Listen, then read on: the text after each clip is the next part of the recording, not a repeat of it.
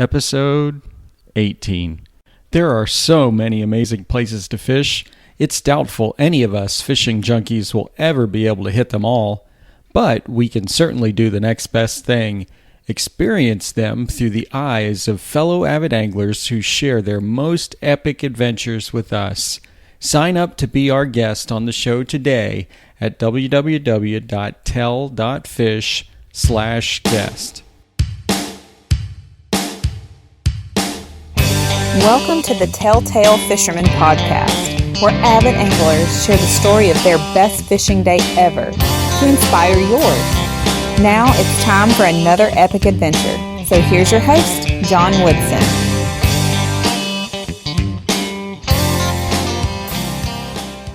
All right, well, welcome to the show. Today's guest is Captain Ed McCormick. Captain Ed, welcome aboard.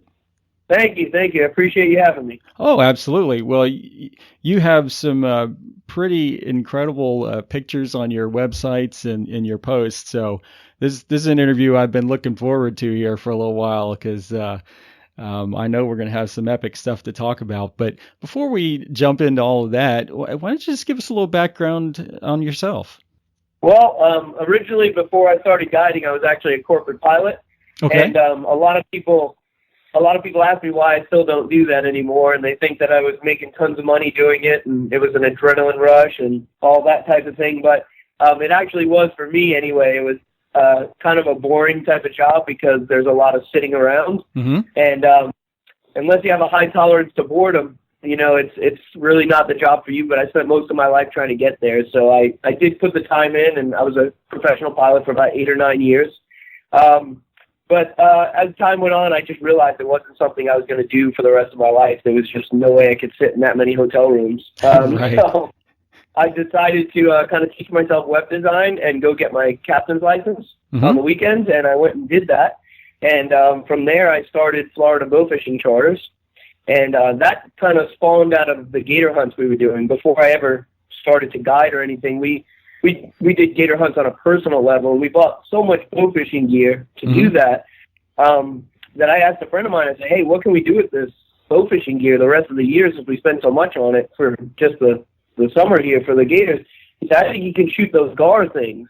I said, really? I said, where do you do that? You know, so we ended up going out in a 14-foot John boat, literally with D-cell mag lights, and looking for gar, and thought it was the greatest thing ever. This was before generators, halogens. We didn't put any of that on there. We still were having a blast. So it kind of culminated from something as simple as that. And then I realized that there was only 1 or 2 guides in the whole state that were doing it. None of them were in the Orlando area.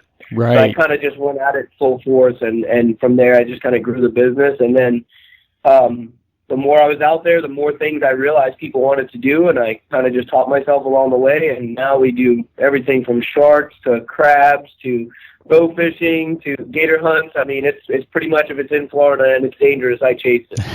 Yeah, you definitely went from one extreme to the other, to kind of boredom and sitting around, to some of the most interesting and probably adrenaline rush things that you could possibly do here in Florida. Yes, for sure. I mean, I get hit in the head weekly by shark tails, and, you know, starting tonight, as a matter of fact, it's kind of funny we're doing it, but starting tonight, I'll be doing the gator season. So, you know, I'll be dealing with gators biting the side of the boat tonight. So, yeah, it's definitely much more exciting than sitting in an airport terminal all day waiting for passengers. So. No doubt. So talk to me a little bit about bow fishing for gators, because I've seen here in Florida the guys going out with the rod and the reels, and they get them on hook and line. I don't know that I've ever seen shooting the gators to get them on the line. It's a little bit more challenging. The reason a lot of guys use the snatch hooks on the rod and reel is because you can cast so far over them. It's a pretty heavy weighted hook. So right. If you're good at casting, I mean, you can cast that thing, 50 yards easy, and then get the line over them and then kind of snatch them before they even know what's going on. The reason I do it with the bow is because pretty much my clientele base wants to do everything either with a bow or a crossbow, just because I deal with hunters, not just people who want a gator in general. Right. So the way we do it is at night we spot them first with a high-powered light, so we see their eyes reflecting. And then once we realize we have one out there, we shut down the main motor, and then we turn on the trolling motor.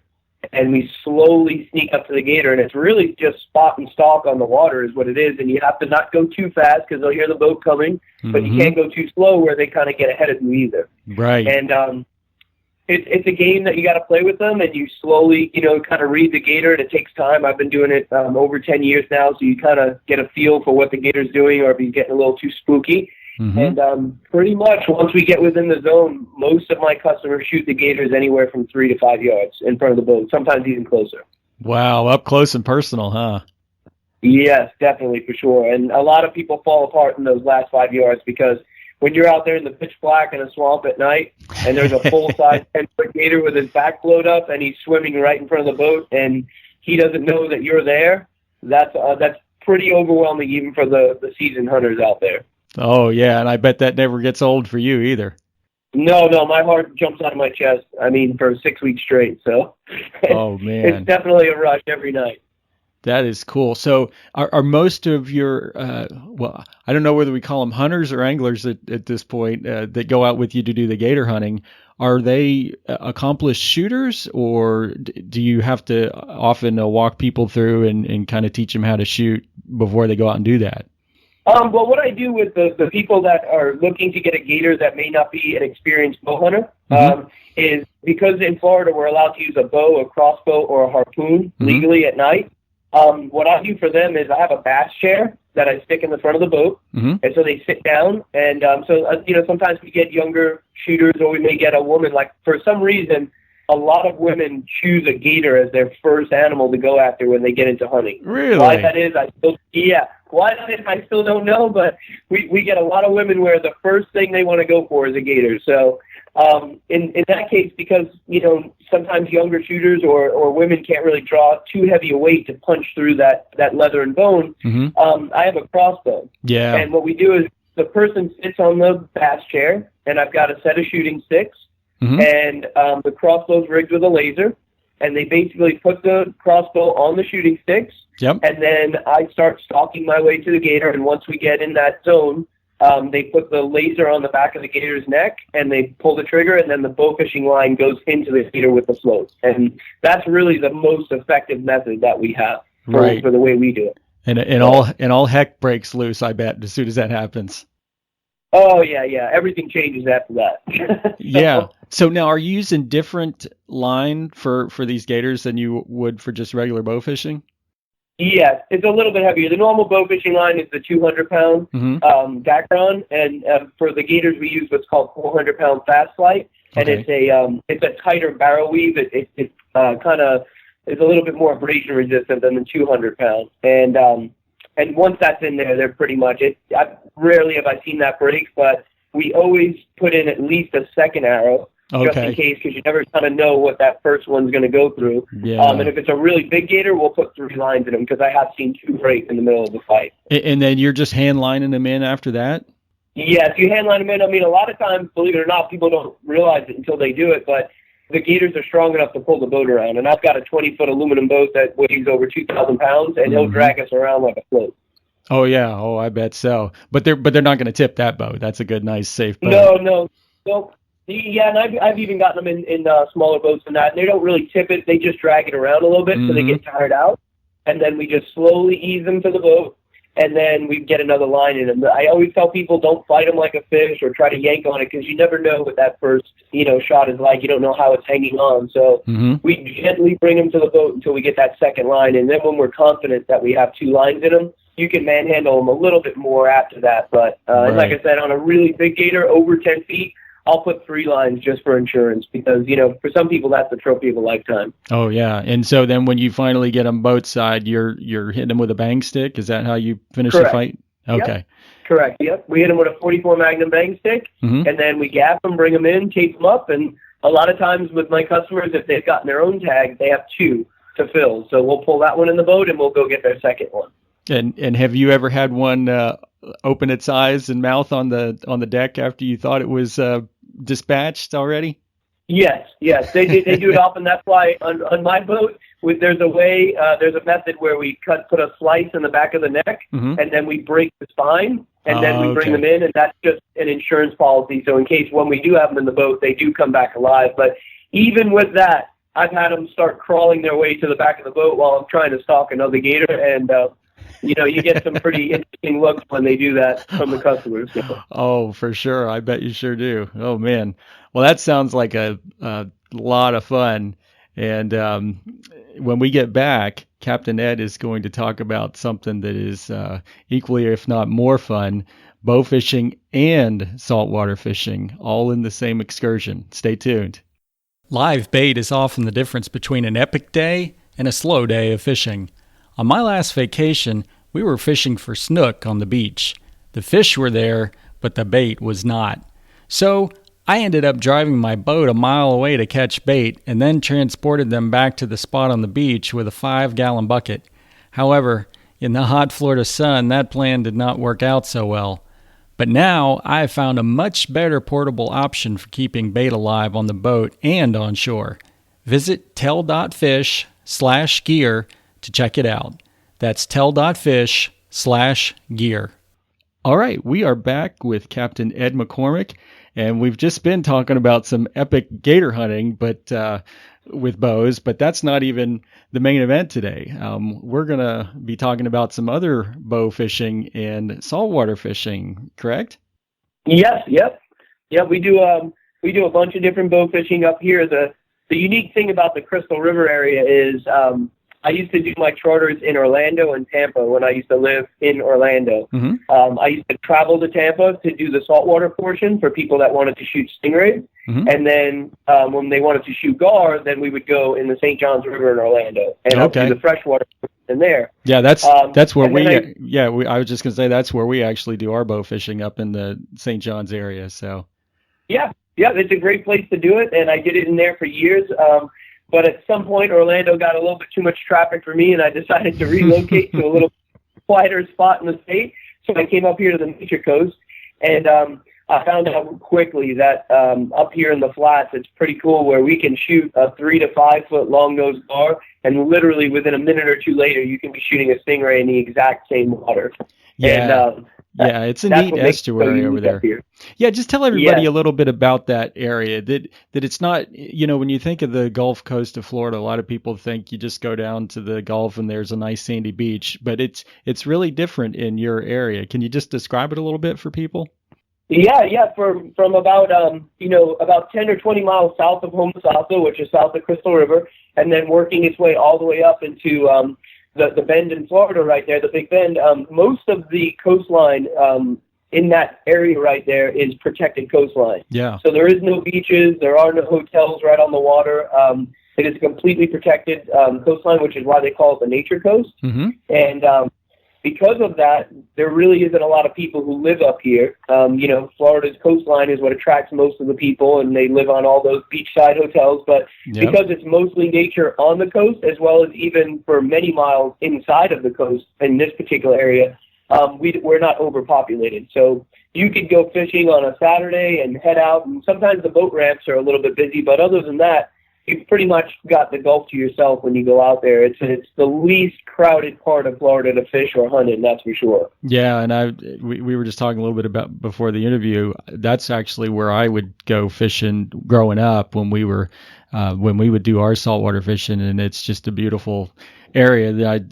Our experience was exactly what you just said, that it might be a little crowded at the ramp, but there's plenty of place to fish out there, and always something interesting to see.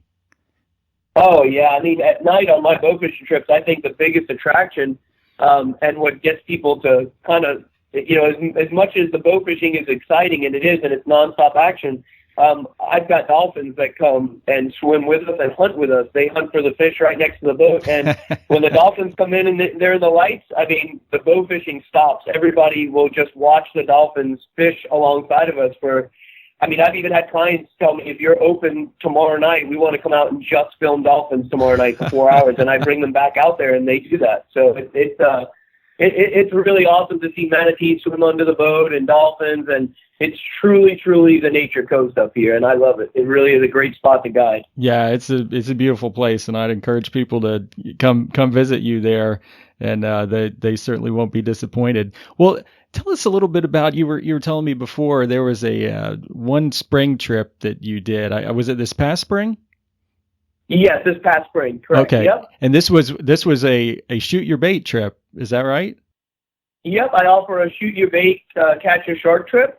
Most of the time we do those in the same night where we'll do 3 hours of bow fishing and then we run over to a spot in the flats and I run a chum line there and then we use what we've shot bait-wise to catch some bull sharks in the flats. But on this particular trip, because it was a little bit earlier in the spring and the nights were still a little bit cool, the clients decided that they would rather go and do a daytime shark trip a couple miles offshore but still use the bait that they shot the night before on the bow fishing trip. Okay. So we did that, and they got plenty of stingrays and mullet and all that to fill the bucket with, and I brought that home and kept it cool to the following morning.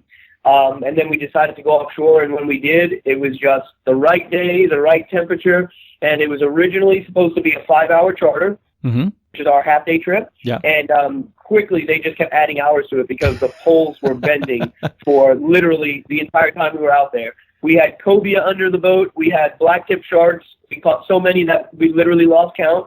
We were tagging a few for gray fish tag research, so they got to name a few sharks. Oh, wow. And then we caught big sharks as well. So, I mean, it was pretty much 11 hours of nonstop fishing. So what was that last shark you said that you caught? Tiger sharks, which up here in the nature coast, tiger sharks. Up here in the nature coast, they're actually fairly common, not as common as a blacktip or anything like that, but on every trip, we usually will get one, or say every 2 trips we'll get one. And there's people that have shark fished their whole life and not even seen a tiger shark. Yeah. So, to be able to come here and catch one of those is a treat, even for the seasoned angler that's been shark fishing before. Wow. So on this particular day, you say you actually went out farther than you normally go. Is that right? Yeah, on the combination trip, just for the sake of time, we do them right in the flats. So they'll bow fish for the bait in the flats, and then I've got another spot that's pretty close to the Gulf, but still in the flats where we'll catch bull sharks at night. And those are the bull sharks anywhere from the 3 to 5 foot range, which on light tackle is a fight for anyone. Oh yeah. But sometimes when somebody wants to get a little bit more variety, then we'll go about 4 or 5 miles offshore to a spot I have. And here on the nature coast, when you go out that way, we're still in 12 feet of water. That's it. We're 5 miles offshore. You have to go about 20 miles to find 20 feet of water here. So okay. It's nice and calm. You don't have to worry about it being a rough day on the water. If it's rough, we don't even go. But for us, rough is like over 2 footers. I mean, we're used to it being like a lake out there. Yeah. And we just went out there, and you can just catch everything from cobia to tiger sharks to blacktips to spinners. I mean, you just never know what you're going to catch out there. No, man. So when you take these stingrays out, you said you were setting out a chum slick, but how do you do the stingrays? You just cut them up in pieces? I mean, do you ever use a whole stingray for bait? How does that work? I have used a whole stingray before. It's kind of a lottery ticket, I call it. We put a whole ray on there, and if that gets hit, it's going to be a ride. But I've noticed over the years that even the bigger sharks prefer just the wing. So if we get a big, a fairly big stingray, even if he's the size of, let's say, a garbage can lid or so, I'll just slice one whole wing off of there, which is still a huge chunk of bait.